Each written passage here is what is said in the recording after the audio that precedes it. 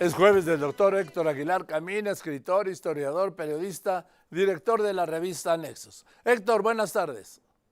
Joaquín, buenas tardes. Leí en el país una semblanza, un perfil de un nieto de Fidel Castro, el tótem de la Revolución Cubana y caudillo preferido de tantos movimientos y tantas personas en América Latina y en México. Es realmente un perfil que uno diría que destruye toda la idea que puede haberse construido en torno a la figura de Castro. Porque este Sandro Castro Nieto ha vivido junto con la familia de Castro en un resort magnífico eh, en la playa, en un lugar que se llama Playa de La Habana, pues aislado por completo de la realidad de la Cuba revolucionaria, aislado por décadas ahí, en su familia, en un resort, en un complejo, en donde no falta nada, en donde abunda todo. De hecho, es como una especie de pequeño eh, globo aislado de jet setters, de alto consumo, como de turistas globales.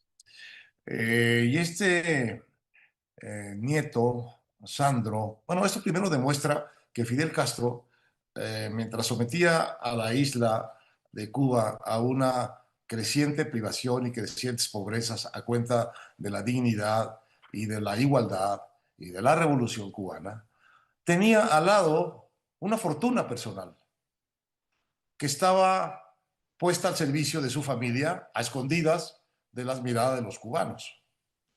Fidel Castro es un hombre muy rico y se ha hecho rico conduciendo a Cuba a la pobreza en que está.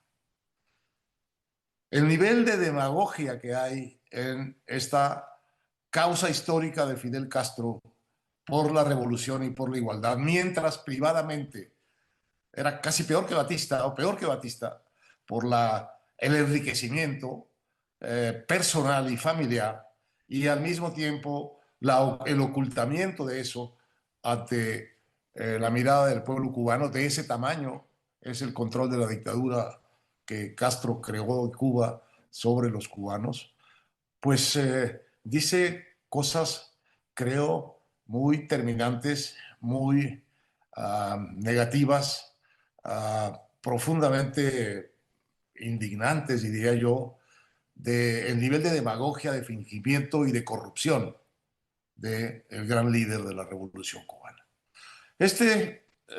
Su nieto, es un influencer que tiene 100.000 seguidores en Instagram y ostenta a él no le falta internet, a él no le falta la luz, a él no le falta gasolina para sus coches, tiene una colección de coches de lujo, se ostenta como un manejador de un Mercedes-Benz que le gusta mucho, como fumador de puros, como bebedor de whisky, como fan de la cerveza Cristal, en la cual en algunos de sus videos se baña en grandes fiestas que hace en un antro que es de su propiedad privada en Cuba, en el Vedado, y ostenta ahí todo su desparpajo de junior,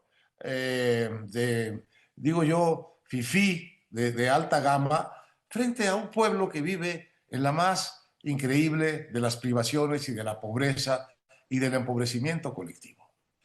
No parece darse cuenta este nieto de Castro, Sandro, de la gigantesca contradicción, o por mejor decir, de la gigantesca denuncia que su conducta representa respecto de la moral profunda de la revolución, mejor dicho, del caudillo de la revolución cubana, Fidel Castro.